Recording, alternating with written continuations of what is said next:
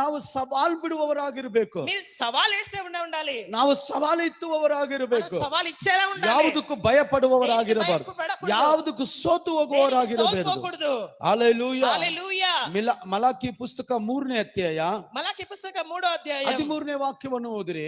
13వ వాక్యం చదవండి. 1ನೇ ವಾಕ್ಯದಿಂದ ನಾವು ಓದುವುದಾದ್ರೆ 1వ వాక్యం ಅವರು ಕೊಡುವಂತ ಕಾಣಿಕೆ ದೇವರಿಗೆ ಇಷ್ಟವಿಲ್ಲ. వారిచ్చే కానుక ప్రభుకి ఇష్టం ಅವರು లేదు. ಕೊಡುವಂತ ಯಜ್ಞಗಳಲ್ಲಿ ದೇವರಿಗೆ ಇಷ್ಟ ಇಲ್ಲ. వారికి ఇచ్చేటువంటి యజ్ఞంలో ಅವರು ಮಾಡುವ ಎಲ್ಲ ವಿಷಯದಲ್ಲಿ ಆತನಿಗೆ ತುಂಬಾ ಬೇಸರವಾಯಿತು. చేసే అన్ని విషయంలో ಈ చాలా ಕಾಣಿಕೆಯನ್ನು ತೆಗೆದುಕೊಂಡು ಹೋಗಿ ನೀನು ನಿಮ್ಮ ಮೇಲಿರುವ ಅಧಿಕಾರಿ ಕೊಡು, ಅವನು ಕೂಡ ಸ್ವೀಕಾರ ಮಾಡಲ್ಲ ಈ ಕಾಣಿಕೆನ. ఈ కానుక మీ పైన అధికారానికి ఇవ్వండి, వాడు కూడా స్వీకరించడు ఈ కానుకను. 13ನೇ ವಾಕ್ಯ ಓದಿ.